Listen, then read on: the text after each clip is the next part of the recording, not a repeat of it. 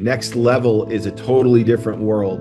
I was looking at it saying, no, this is the essence of success. Like if we can teach this, we'll win. It was an interesting choice point and changed my life and changed thousands of other people's lives. If you focused on human development and true principles of human growth, true principles of how people maximize and actualize potential, and marry that with substantive biotechnology, which we have, I think we could create something pretty distinct. We need to decide what is life about, what is really the meaning of life, or what I want to accomplish as a human being.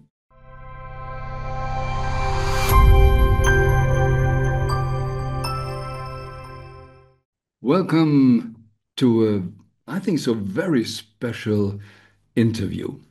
And it might be even challenging your paradigms. I will interview a man who worked at Wall Street, was successful there, and today is the owner and president of a company where he tries to implement what they call next level of marketing, next level, how we as entrepreneurs are really working for the next level of humanity. So very interesting, and even more interesting, this is the owner of a company which is in the area of network marketing. I'm involved in network marketing for nearly 27 years, and I saw a lot of companies coming, going. Some couldn't stand it when the change in the world was there, and some are developing or even thriving to support humanity to go to a new level. And we will mention also what we call the spiral dynamics. On the Graves model, Ken Wilber used it, and Dr. Beck wrote a book about it, which the title Spiral Dynamics. And you will see here a chart, and it's about conscious levels, the idea of conscious levels. And you see where we are coming from is really a very low level in the very, very early years. And it's just about me. And then we created tribes to protect us. And in the tribes, we gave up our individual identity somehow just to find the protection in the tribe. So the we was more important, but some developed out of it, so went to the so-called red level, and it's a me again, even if there's family still involved, and we feel and see it with the world and the Make America Great Again and these kind of we levels. Then comes the so-called blue level, and here it's about organizing everything. Because when we have another level, just fighting, and in Russia, for example, after the Soviet Union broke down, the oligarchs, it was the need of really changing something. And then something else came, the so-called orange level, how we thrive. The classical American rugged individual, you need to be the best, the Fortune 500, and you need to be the CEO. And if you're second in the top 500, you're even a loser. Coming second is losing. But this is not a good model for humanity. And even if they're developing good things, but if we keep it on the human level like this, only the winner counts, then we create really the mess. And what we're seeing today. And then comes the so-called green level. Oh, the kids who saw their parents fighting. And yeah, then they said, oh, let's go become hippies or whatever. And the woke movement started. But with the problem of the green level, they don't get the rubber on the street. And then often we go down. And like in COVID, we went down to blue level. And now in network marketing, it's quite usual to be on the orange level. And here comes an interview with someone who says, no, we need to go on a higher level. We need to understand humanity.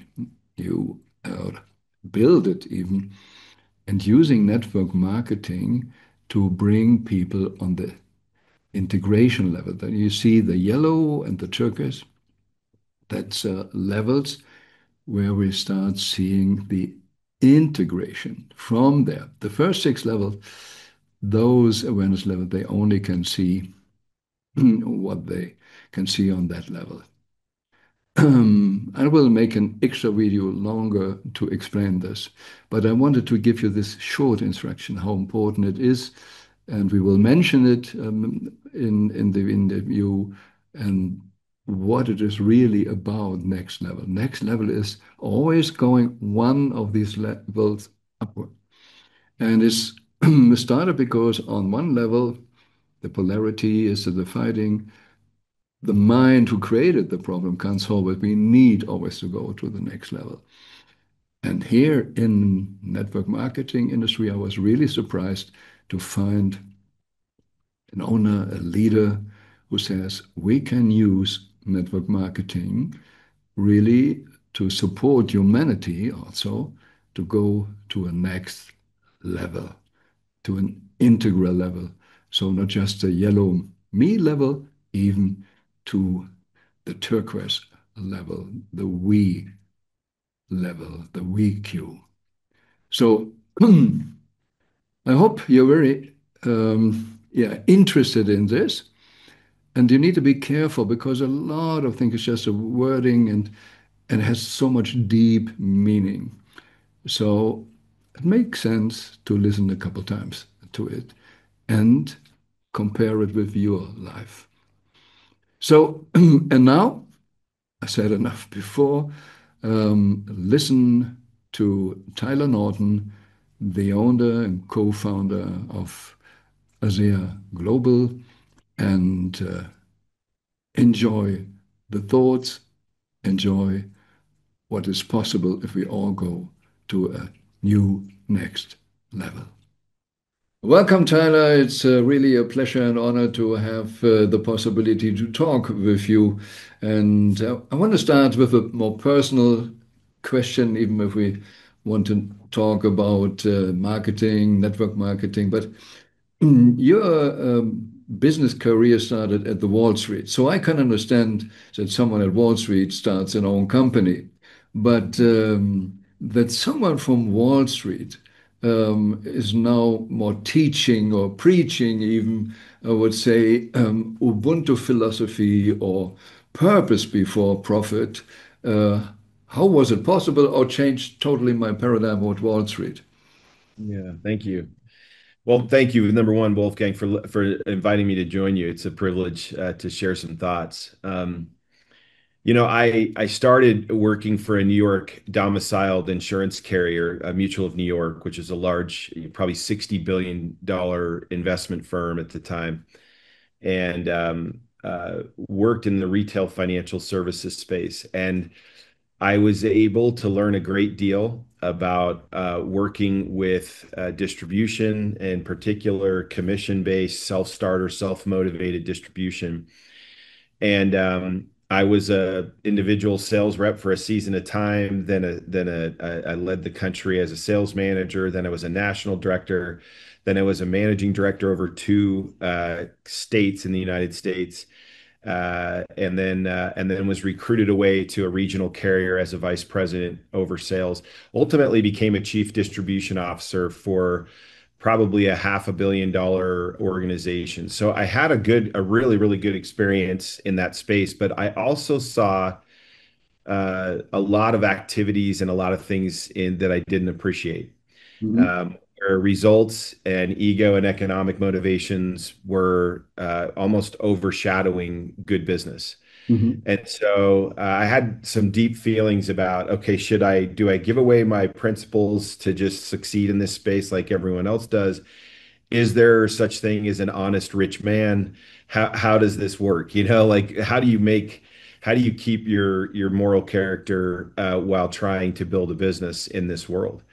And in 2008, 2009, there was such massive financial disruption. I had an opportunity to sell a portion of one of those businesses to Goldman Sachs and Blackstone, the two largest private equity firms in the world, and was a senior vice president for them for a year. And I would go to Manhattan to the Four Seasons Hotel, top floor board meetings, and I would sit and watch some of the greatest business minds of my day. And I just kind of felt like, no, I don't know that I want to emulate that. That's Mhm. not what I hope to be. And so my father wanting to start a network marketing company was saying, come do this, you know. And the financial space was tricky back then. I was going to have to move back to New York or back to Boston, you know, to go back to work as an executive. And it was just it was a beautiful kind of major change in my life, changed my entire life to pivot into network marketing Yeah. and to kind of embrace the humanity of business instead of just the fiscal realities of business. Thank you. I can relate to it a little bit because I had a law office, tax accounting offices, and one day I was fed up with it somehow, and I was struggling emotionally also with it. I said, "Oh gosh, another 20 years. Yeah. Who could be an idol for me who is doing it another 20 years?" And I personally didn't find some. So I needed to go out of that industry. So in this way, I can relate to it. Yeah, it sounds similar. Sounds very Um, similar. Yeah. and, okay, was it more that now your father called you to network marketing, or were you involved in network marketing or in this kind of industry before? No, I mean, in the financial services retail side, you know, structures are built out where commission sales reps are then over, you know, seen by what you would not call uplines, but they're basically uplines. They participate in the commission above them. There's general agents, managers, and then structures. So there was a lot about what I would just refer to in principle as distribution that I understood very well.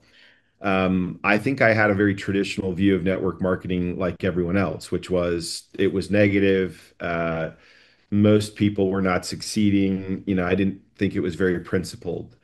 Um, I give my dad the credit for being willing with a Fortune 50 background. I mean, my dad was the head of strategy for a $50 billion global organization, like Fortune 10 company.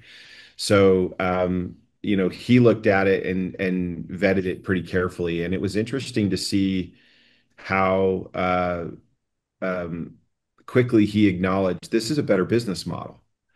If it's done correctly, this is a better business model. So what is better? Yeah, I think from his perspective, you know, he had worked in more traditional sales for many, many years, and so you say, okay, if efficient word of mouth marketing and sharing things from a place of authenticity can be in a very, very effective way to share, you know, a product. He had distributed food products largely through very conventional supermarkets and distribution channels, very different.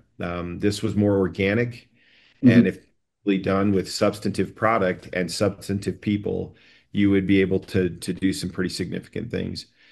And when I started to get exposed to it, I could see a lot of the principles of human development that were what were missing from my prior feelings. I loved seeing, because really the awakening of the soul, the awakening of what I could be, the calling of potential. I think everyone in life at some point trades maybe the what I call the maybe for the sure thing. So I need 3 meals a day. I need to pay my bills, and so I trade what I might be able to become for this sure thing because I can't afford the risks of any downside. mhm, Um, and so I love the human spirit I started to find in network marketing. But I fell in love with it almost after getting involved with it, not before. mhm, And I think that happens to a lot of people where maybe they find it by accident, and then they fall in love with it by purpose. And in my case, you know, I did come from some really principled people I worked with locally that would remind me all the time, hey, what you're becoming is as important as your income, and that you should be working on yourself. And when dad started to look at network marketing, I think he looked at it very pragmatically, very much, very practically. This is an interesting distribution method. And then I came to him and said, if you focused on human development and true principles of human growth, true principles of how people maximize and actualize potential, and marry that with substantive biotechnology, which we have, I think we could create something pretty distinct. And so I brought something more of the humanity side of it that I don't think my father experienced as much in his career. And we both kind of fell in love with the industry at the same time. Mhm. Uh, would you say with the industry or with the model of, because you said also if it's done correctly. Yeah. So how many companies you saw before who was doing it correctly, or you said, I couldn't do it better. Yeah. I think, unfortunately, I think it's more we saw people not doing it well and saw the opportunity for a contrast that would be obvious. If you were doing it right, solid, what we would call Fortune 50 business management principles, along with, ethical leadership, and then substantive product. Because I think there were a lot of people we would talk to who say, well, the product doesn't matter. Hmm. And we don't agree with that. Like, we think there needs to be substance in the product. Others would say to us, if you have a good product, it's all about compensation and comp plan. Just put money on it. And we saw there were some players we respected for sure. I mean, my dad would do his research and say, I like this company, I like what I see here. But on the whole, we felt like we had an opportunity to do it differently. Mm. And we think a lot of people say it, everyone says we have a unique culture, and I'm sure they do to some measure.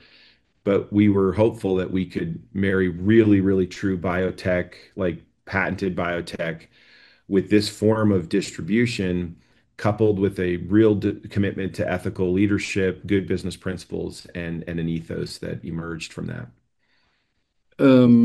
I guess it's a kind of universal law, at least on the long run. Yeah, It's important to be aligned with principles, the right yeah, principles, but everything else is not really working. Um, and that is also what you talk about, I guess, the purpose. What is the real purpose to do? Because when your dad, yeah, let's say, created the product and everything was there, he could have gone into the other distribution systems and so, and he was very successful with that. But there so is something more, I guess, why he was choosing network marketing. yeah. I think it had to do with kind of an awakening of my dad to the humanity of it. I mean, Mm. there's some stories out there that are very true. One of them is that when my dad began to be very curious about what this technology could represent for people, I was not in agreement with him that he should be sharing it. I felt like it was a risk, for a number of reasons, but he had a high degree of confidence based on all sorts of safety data and research he had. But there's no exaggeration, Wolfgang, when I say that he would share it and people would come back to the front door of his house and knock on the door Hmm. and say, we're interested in getting more of it. So he was starting to see the power and the ability. It would start to go to places he had no intention, and people were coming back to get more of it because they were perceiving a benefit from it. Hmm. And so, in that regard, I think he began to sense the impact. When you're selling a consumer packaged good, you don't ever have an impact moment where someone says, okay, I bought Kraft cheese and I had this human impact moment. It's caloric intake, it's food, it's taste. But my dad was starting to have these real human interest, real people giving him immediate feedback on the impact. And so when you consider, wow, we could impact a lot of people, as he began to think about the process of going the other channels, he realized the impact would be diminished and in some cases maybe completely destroyed because they may choose for all the wrong reasons to bury it, Hmm. uh, or they may choose to channel it in a way that very much limits its impact. Yeah, that was you're referring to that the pharmaceutical industry was interested in buying Yeah, patents and but then suddenly what I understood, your dad realized, oh, it could be really that they bury it and nobody yeah. really benefit of it. That, Hmm. sometimes those stories can be made into folk tales and be exaggerated or embellished. That's not the case. Hmm. He literally had an opportunity to partner with a multi-billion-dollar player in the space, and then he had this moral question of what happens if no one ever benefits from this?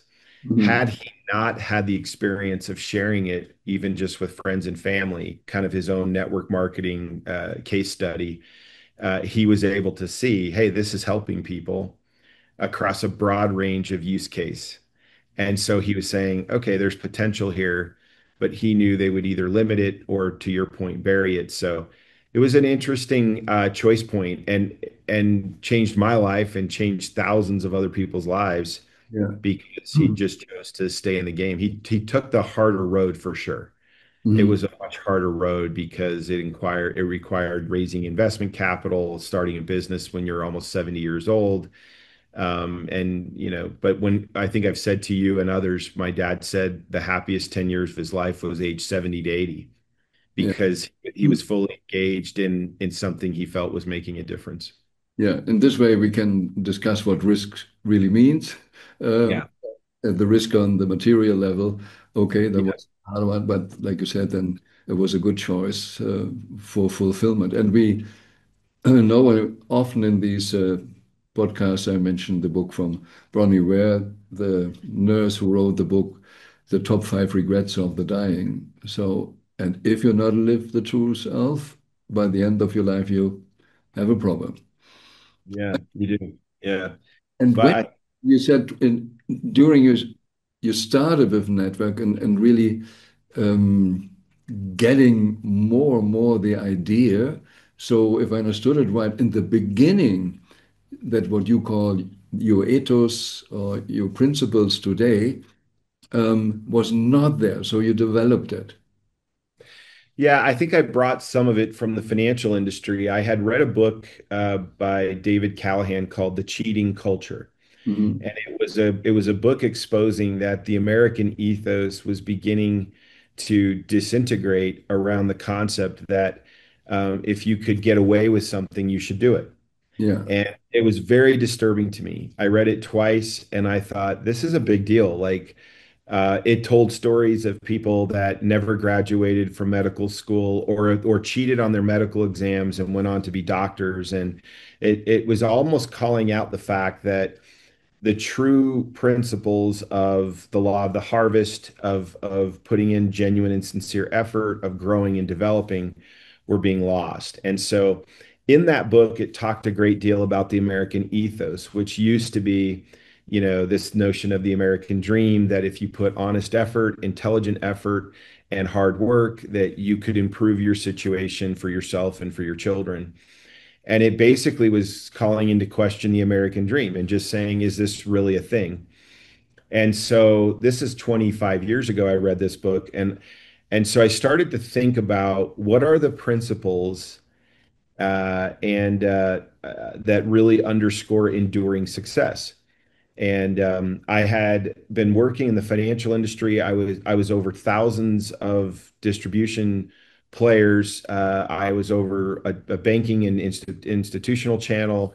I had an independent brokerage channel with thousands of people selling products. I had what's called a career distribution channel, and I started to really audit backwards. You know, who was succeeding, and it was I literally had a producer that was the number one producer in the company that had received all of these recognitions, had bowed for the laurel, received the medals, and was in jail 2 years later for fraud. Hmm.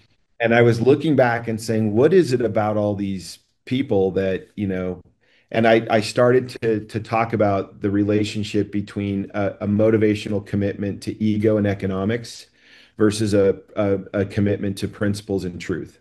Mhm. And what I started to see was if you didn't learn motive management, and by motive management I mean keeping your commitment to principles higher than your commitment to yourself and money, there was going to be a failure at some point. That Yeah. you might be able to win in the short run, but the long run it wouldn't work.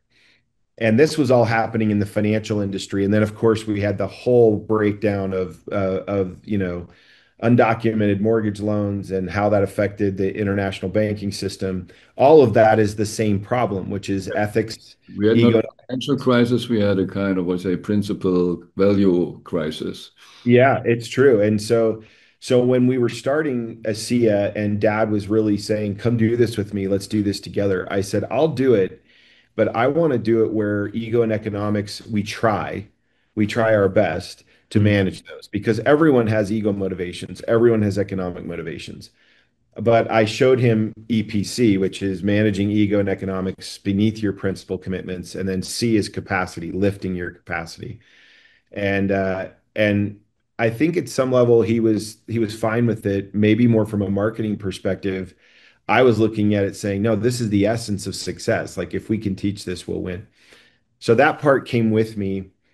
And then at every convention, I would try to teach something that was embodying those principles and principles of humanity, how to see and treat other people, how to see and treat yourself, how to manage motive, what are the true connective tissues of human development and growth? How can they find expression in network marketing?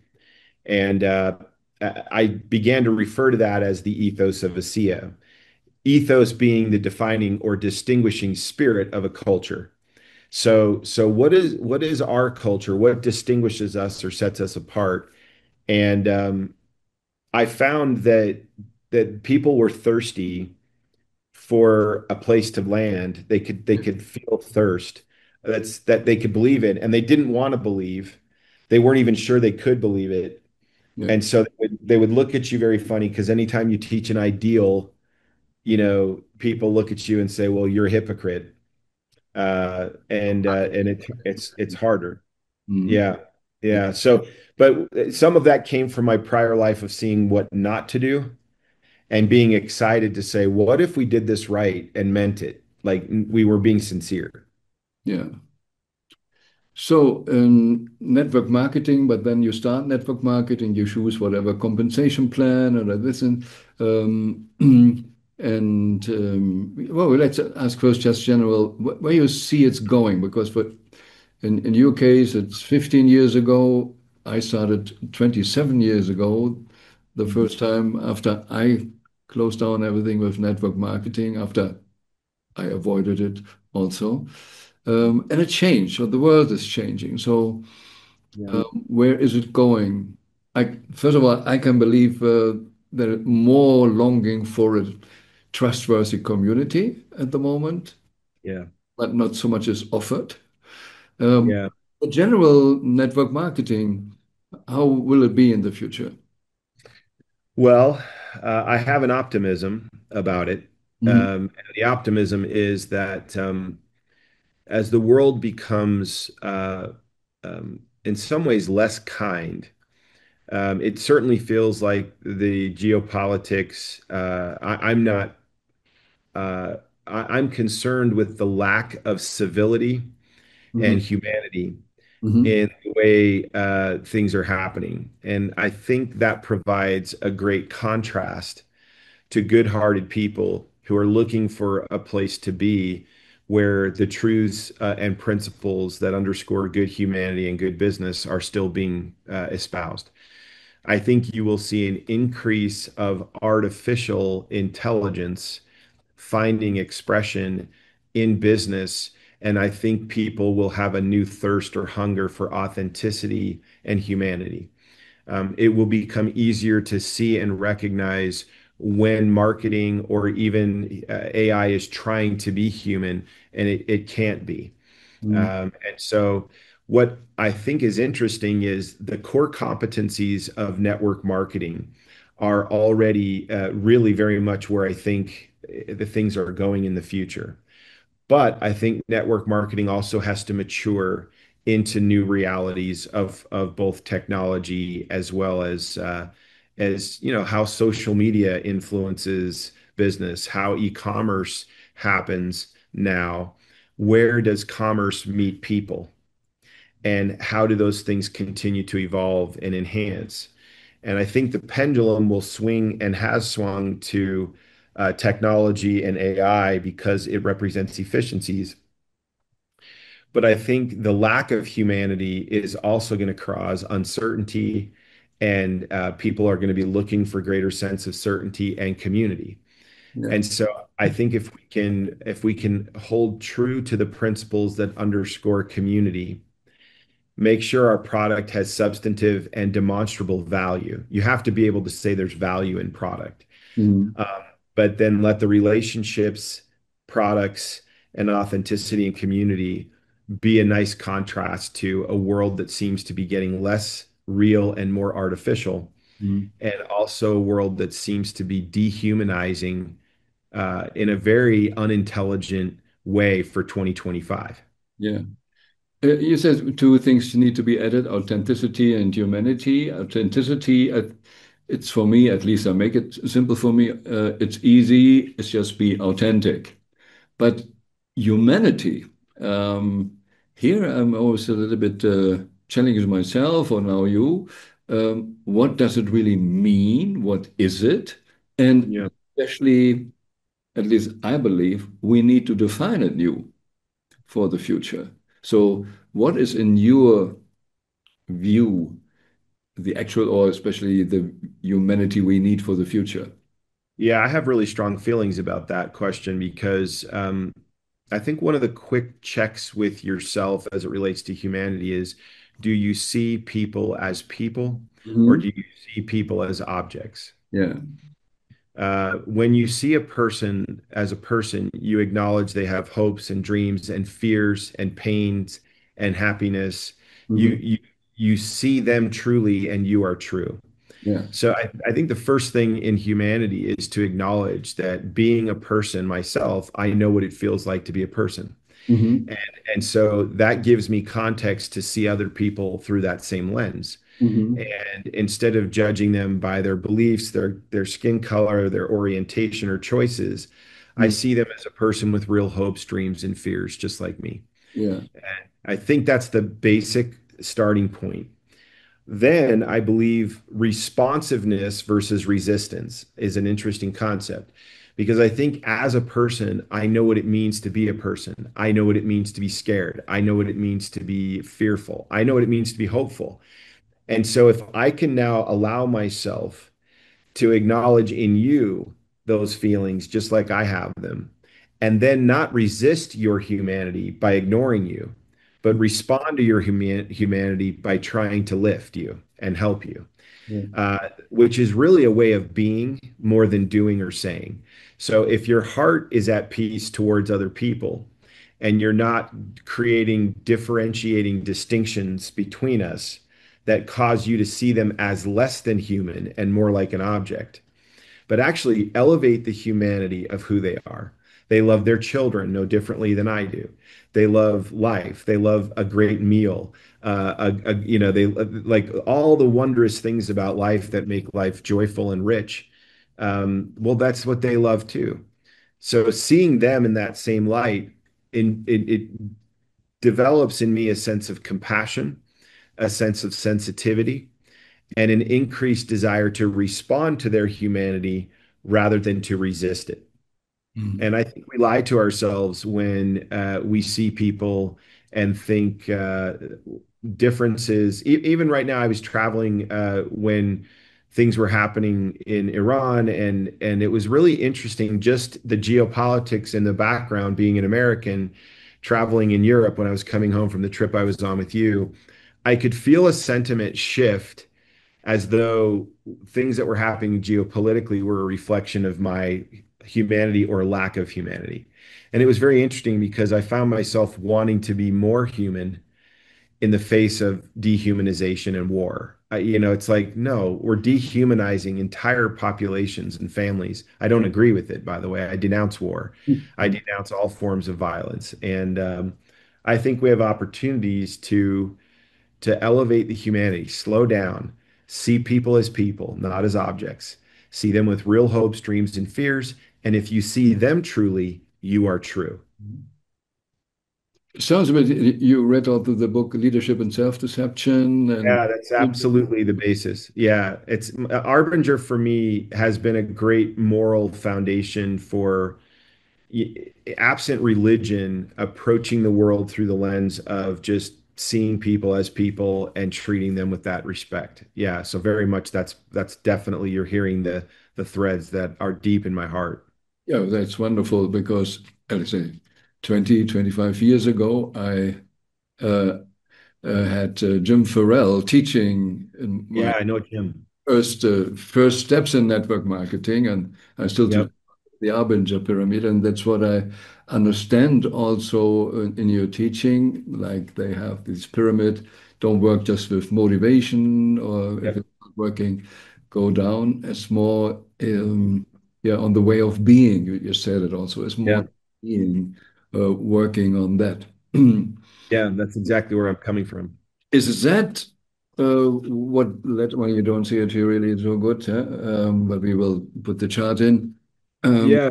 what you then, at least in your mind, first developed, I guess, the Yeah, idea for of next level marketing. Yeah, this was almost a spiritual experience because it was during COVID and I was wanting, there's this concept, Wolfgang, of moral creativity, which is finding new ways to talk about old things that are true that never change. Hmm. And so, sometimes we hear the same thing and our ears turn off. We hit the mute button. So I was trying to say, how could I teach the ethos of ASEA in a new way, even though it's the same truth? Hmm. And so I heard someone once refer to that as moral creativity, and I love that concept.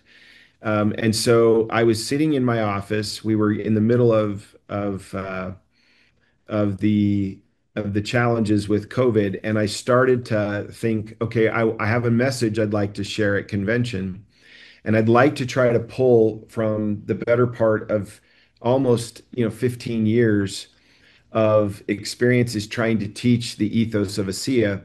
And I wanted to try to summarize that in a compare and contrast document with what the old world used to do and what I felt like the new world would need to be. Hmm. And and so then I started thinking about multi-level and that language of multi-level. And then you hear people all the time, let's take this to the next level. Let's go to the next level. Yeah. And I said, wouldn't it be interesting if we left what the old world thought of multi-level and just said we're going to elevate to a next level of marketing? So that was the first. And then honestly, for several weeks, I sat very quietly at this very desk and I wanted it, at least in English, it didn't always translate into other languages, but I wanted in English there to be some play on words that would create greater moral creativity, that would get you thinking about the difference, for example, between a transaction and a transformation.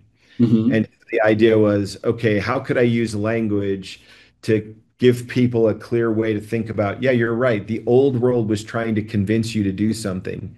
The Hmm. new world just needs to be deeply convicted of something, believe something. Yeah. Be I had been asked in sales at times to just try to convince somebody to buy something, Hmm. but I even didn't have a conviction of it myself. Yeah. But because I made a commission, I was taught just go convince someone to buy it. Yeah. And the older I get, I have a belief that your desires get educated as you get older. And you don't want the same things you wanted when you were younger. You crave for greater substance and essence and not the shape and form of things.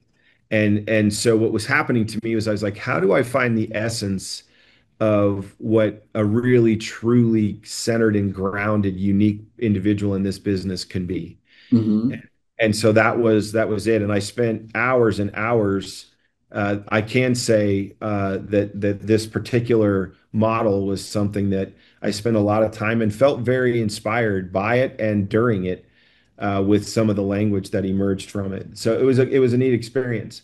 and definitely one that was kind of trying to summarize all these feelings over the years. Mhm.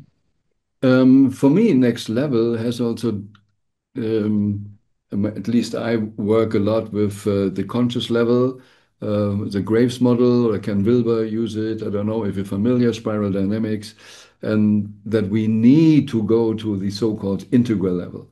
And that's a problem is the first six levels of awareness or consciousness, he says, they only see their level, and there you can see the problems. And we can solve also all the problems on planet Earth only if we do kind of next level. Like Einstein said, the mind who created can't solve it. We need to go to a different level. I agree. Hmm. Yeah, So that's why I like to understand. I have a chart here, is also Old World, New World titled. So preparing the new world, and this says, oh, no, it's a German here. So I'll see what in English is. Well, it's not about convincing someone, it's to be yourself convinced. So for what is it I need to be convinced of? Exactly that what you just said before. Do I? yeah. So in English, conviction and convincing are have different nuances. If you said the old world tried to convince you, they used persuasion, they used, in some cases, manipulation. Mhm. I believe that the human being can respond to a person that's truly speaking and campaigning from a place of belief. Yeah. And so if you have a deep abiding conviction, I think there's dimensions of that conviction. One is in yourself, Hmm. another, another is in the humanity of others. And for example, even being convicted that other people can make intelligent choices, they don't need to be manipulated, right? I used to have a saying early on that conviction sells and emotions buy, and logic pays for auto ship. Hmm. And so Hmm. don't sell from a place of logic and don't sell from a place of trying to manipulate emotion. Share and campaign from a position of conviction and belief. And Hmm. so the idea is what does convince people is conviction, it's belief. Yeah. And when you're speaking from a place of deep, abiding belief in product, opportunity, impact, potential, all of those are dimensions of conviction. And I used to say early on, we should all become chief conviction officers on our teams Hmm. because people don't move unless they believe. Belief is the prefiguring of all meaningful action. Yeah. If I didn't believe I would make it to the office today, I would not get in the car and drive down here. And so belief precedes everything. And so that was the idea, was maybe the cosmetic surface level of convincing, go deeper into what do you really believe? And it needs to be in self, product, the whole opportunity. Hmm. Okay, so that's an interesting task to do it for different cultures on planet Earth, Yeah, really to do that. But not easy. yeah, but if it works, very valuable for humanity. Yeah. The next word, transformation, isn't this, yeah, somehow or included, or you mean something different with that? Yeah, I think it's similar, but we used to measure our success in the industry by how many transactions we had, how many sales we got. Mhm. Um, and I think I had a wonderful mentor one time who said to me, we talk a lot about um, measuring someone's even worth and capacity based on the number of units sold. Mhm. And there was just, so the idea is, well, what happens when my attention and interest is really on becoming a better human being? Yeah. And if I sell a product that has transformative potential, then the transaction itself is just a foreshadowing of what could be a very transformational event. And Mhm. I have letters that come in. I have a stack right behind me that come in thanking me or my father or my family, my mother, for what this has done to transform their lives. Hmm. So if you go into this, the old world was obsessed with, focused on, and committed to being focused on transactions. And I think new world or next level marketing is going to be saying, no, like, are my products helping to transform people? Yeah. And there Mhm. was a great book, Wolfgang, perhaps you read it, called The Experience Economy, that was arguing that economies had moved from extracting commodities to taking those commodities and building products.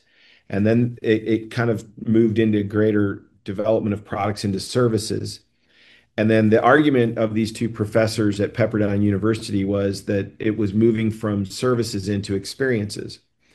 And that at each stage, the relevance to the customer and the pricing potential into premium pricing versus commoditized or market pricing would go up.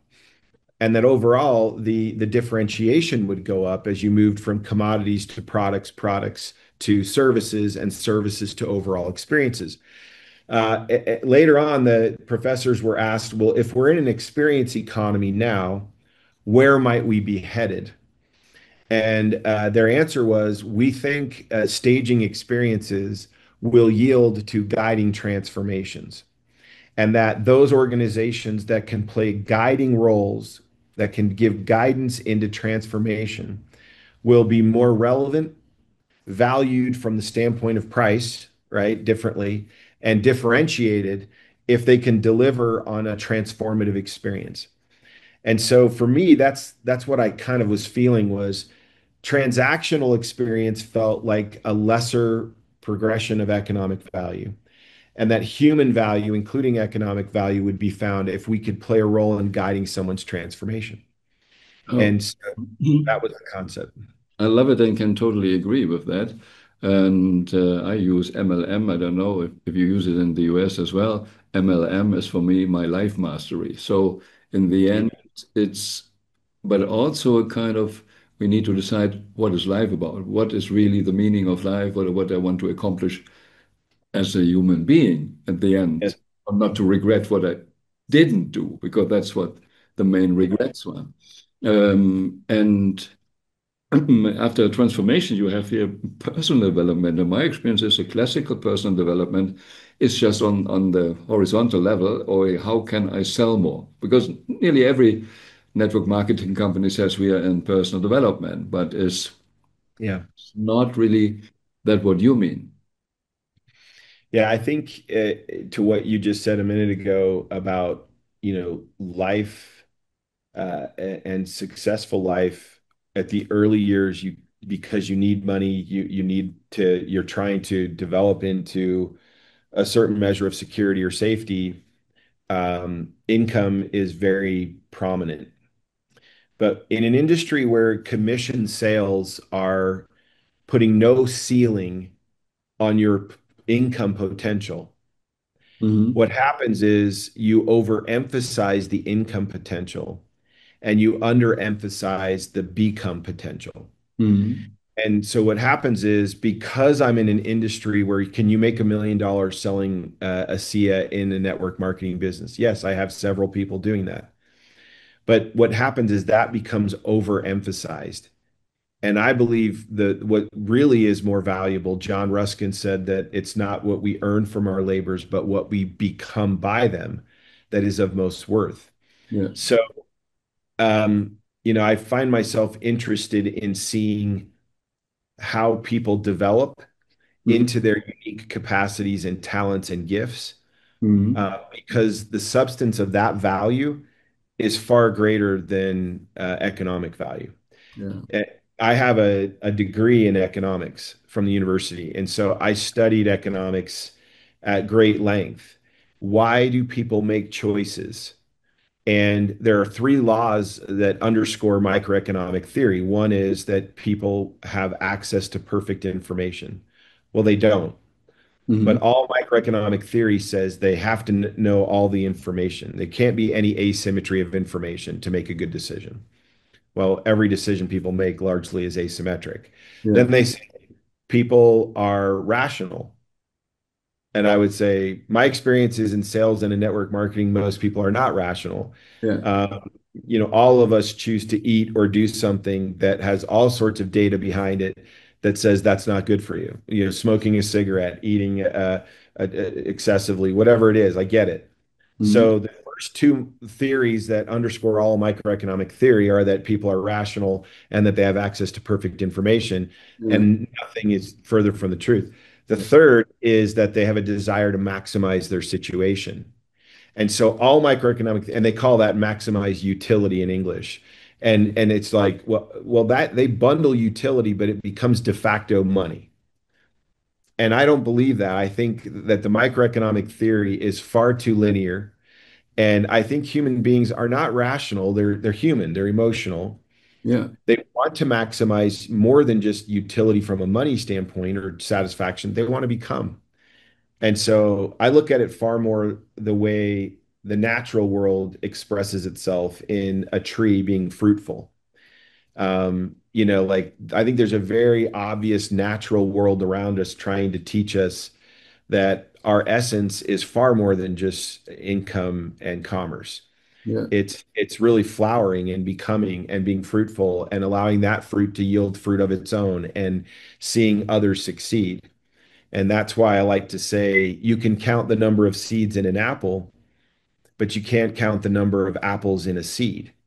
If I plant one seed, it can yield bushels of apples. Each apple has 8 to 11 seeds. If each seed becomes a tree, that's a very powerful principle of becoming and expanding becoming, as opposed to saying, how much can I sell this one apple for and throw the seeds away? So it's more about what you can become. I guess if depending on the awareness, I would say, oh, that's is I can make more money with 11 trees. I can go in the trap of this. So now I'm being No, and I'm all not. the risk of regretting what I didn't do uh, Yeah, is more one of the shows. Or Bob Proctor, one of my mentors, always had every goal. I mean, it's not what you get, what you become. It's really why we're here. And that's right. and the money thing, we just say this also is a yeah, turnaround or a misunderstanding of what is cause and what is effect. Yep. Yeah. And it is really that we put the cause and we call it the Abinger pyramid. Yeah. Though the rest comes. Yeah. Yeah. Success is a result of something. So money is a result. Or I use the example, I need blood in my body, otherwise I have a problem. But the meaning or the purpose of my life is not collecting blood. I love that. I Yeah. love that. Mm, And I love that. we Yeah. come from a period historically, we made all our wealth with war and sickness. Mhm. And it's a crazy, if you think logically, you're destroying all the time. But if you could transform to the understanding or the becoming that we are ready to live with peace and health, we can create so much more wealth. I love that. And I think wealth is dimensionalized. I feel that there's been a hijack of the definition of prosperity, that prosperity is not just measured by money. Yeah. Prosperity is so much more dimensional. It's happiness, it's joy, it's peace, it's unity. It's allowing people to express their own agency without making them less. So yeah, I love what you're saying. I love what you're saying. We're just using a new formula of wealth. Wealth is what's left when you have no money. Yeah, Yeah. yeah. So And the greatest minds and the greatest thought leaders and philosophy leaders and religious leaders of every tradition have all taught that, right? They've all just said, nothing new. The laws didn't change, the universal laws. So when we go to the next one, is it also what really is not what I see, what I really is. So it's a kind of deeper understanding of yep. laws, or what do you mean by that? Yeah. So the optical versus actual. So And there was one above that, at least in the one I have, which is compensation versus compassion. And let me just hit that briefly. Mhm. Um, Everyone I would talk to, Wolfgang, would say to me, like the comp plan, the comp plan, the comp plan, the comp plan. And I started hearing the word comp differently. And I Mhm. was like, what would it be like if every time I heard the comp plan, it was compassion plan? Like, what is the compassion plan? And so the sense of Mhm. the word passion in English means suffering. Most people don't think that way. They think it means intimacy or like strong feelings. But the last week of Christ's life is called the Passion of Christ, right? Well, it's his suffering. So Mhm. a compound word in English is calm, is with, together. Passion is suffering. So I think when you come at your marketing approach by realizing that if I don't do my job well, someone might suffer, that's a very different thing. And when I have thousands of letters that speak to the impact our product and our opportunity is having on helping people not suffer, that becomes a different motivation of marketing. That feels next level to me, higher level. Yeah. Mhm. The old world on the optical side, I felt like the industry was trying to always look a certain way. It Mhm. was almost trying to make itself, how would I say this, justified or recognized because of the way it looked. And I've always just said, no, like the essence of this whole thing is what you are. Yeah. And so, don't worry about how something looks. And as we get into social media and the optical is dominating, right? How something looks. And my daughter will show me, these people that are influencers on social media. And I feel so bad for their homes and families because they're dressing up their whole life all the time. Mhm. And um, I think it is teaching our youth that the optical is everything. And I think there's a lot of unhappy people who look optically okay. I had a boss that used to say it's never as good as it looks from the outside, and it's never as bad as it looks from the inside. So just be real. Mhm. And so that actual is just saying, who are you internally? You Yeah. know, and where are you? It doesn't mean that you have to believe everything I believe, but you should be true to what you believe. You should be focused on the inside. And they're ignoring, but that's maybe an advantage being a little bit longer on the planet already and seeing a lot. Mm, They're not aware that they're riding a wave. And when the mm, wave is gone, yeah. then it's often like the lotto winner, the millionaire. It's not just losing it, he's in worse shape than before. Um, Yeah. Yeah. Created an image of yourself, and now you can't keep up. It's interesting with compassion plan. I always use more um, the competence plan, and I was always missing. And I even worked out in my first network really a big book about for which level, which competence, because we have I, only pins for ranks. Okay, then it doesn't need to be the pay rank, but whatever. yeah. But what level? What kind of competence do we really wish to have at that level? And I that think is it's not fantastic. really trained or made aware. Mm. I think that's fantastic. It probably would have made the list if I knew that concept. That's a great connection. Yeah, but it's a challenging because, but it's avoiding a little bit if you have no competence and you see people kind of with a wave or whatever. If you have someone good in your downline, you raise up, whatever. Yeah. And easily go on the trap. And if you ask for competence, then I go there where money is easier. No? So it's a, it is a, but without competence in what you're doing, without substance, whatever it is, it's not a long-lasting game. Huh? Mm. Yeah. Yeah. The wave will at some point you'll be swimming out to try to catch another wave. Yeah. Yeah.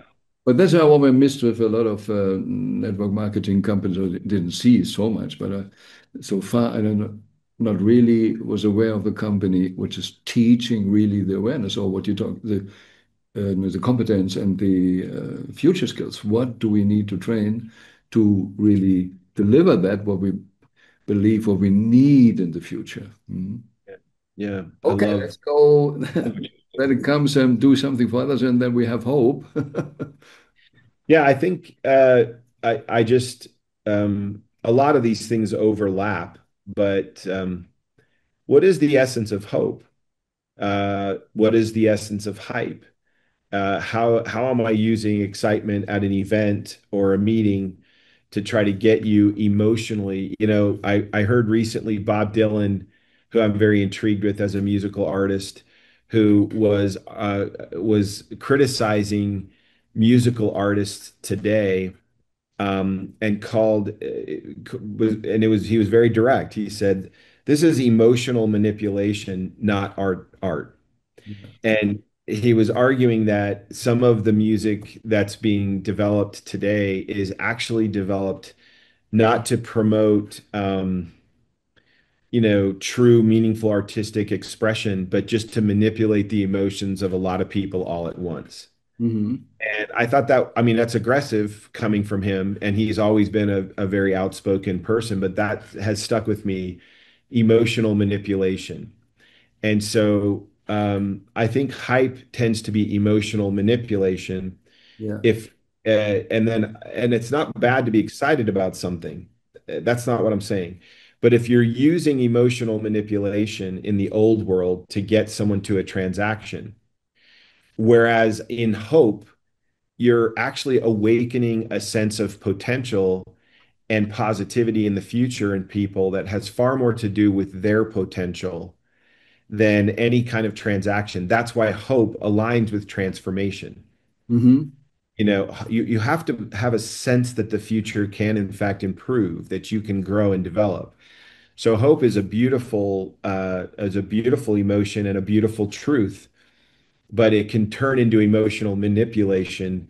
And obviously, it's one letter difference in the English language. Like hype is with a Y, hope was with an O. So that was part of the play too, is be careful that you're not acting like this, you're creating hope when all you're really doing is emotionally manipulating someone into thinking something. Well, that's the world we live in. Everything is politicians everywhere.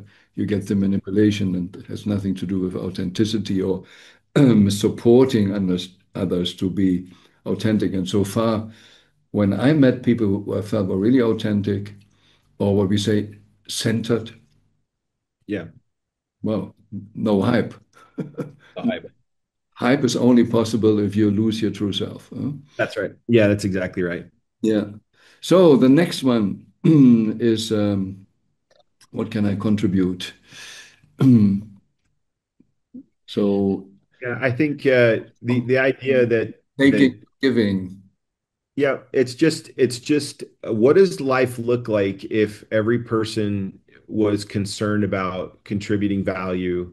One of my favorite quotes that I memorized when I was in my 20s was that service is the virtue that distinguishes the great people of all time Mhm. and the virtue by which they will be remembered. It places a mark of nobility upon its disciples and represents the dividing line between the two great groups of the world. And this is what the quote said: those who help and those who hinder, Hmm.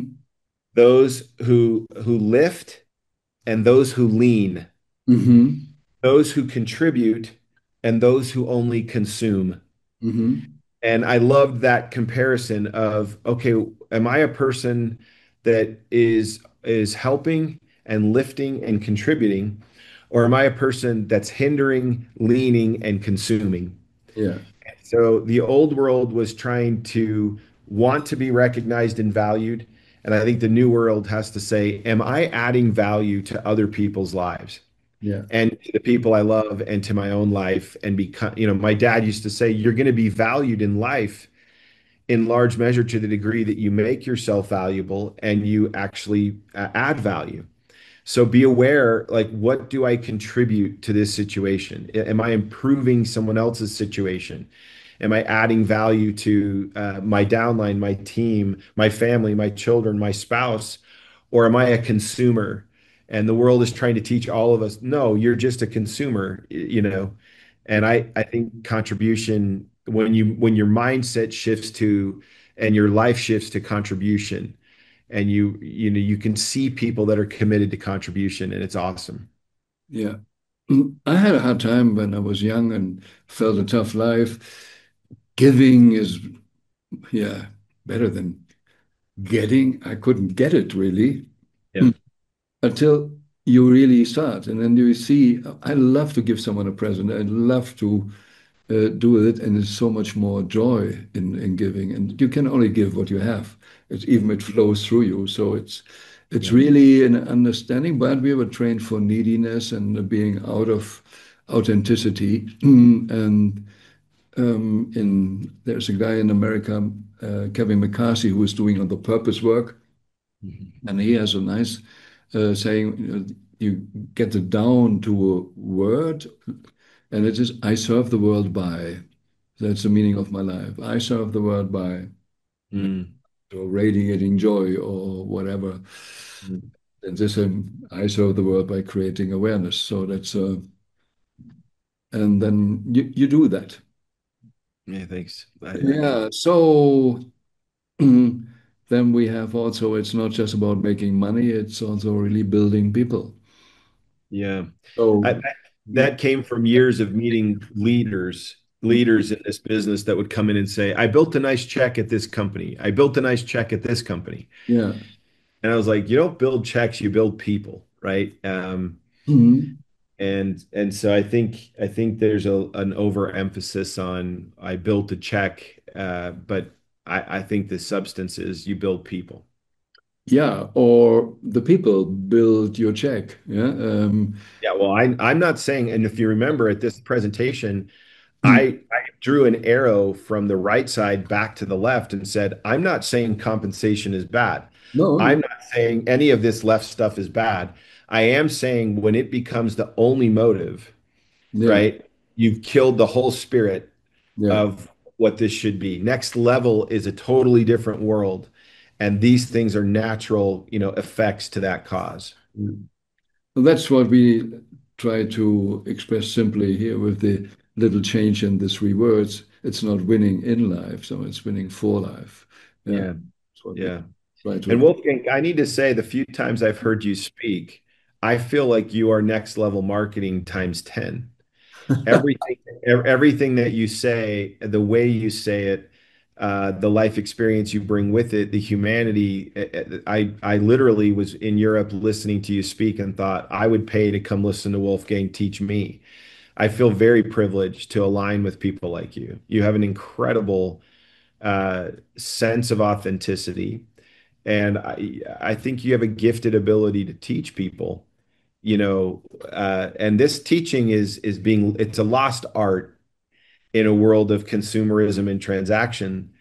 And so many people are sad, into their 40s, 50s, and 60s because they've really been duped and confused with all of these stimulus. And it takes people like you and to help someone shine the mirror, see the world a little differently, and step back and say, hey, I don't think I'm doing this right. Like, I need to find the purpose and win for life, not in life or not beat someone else, but no, win for life. And I think you're doing wonderful things. And I want to thank you for doing what you're doing.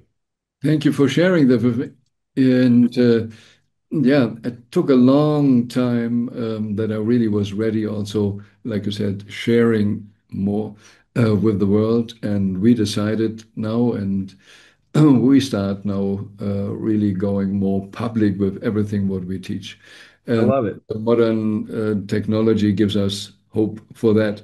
And that is good for the next one. I mean, really somehow open the brains for new thoughts, Yeah.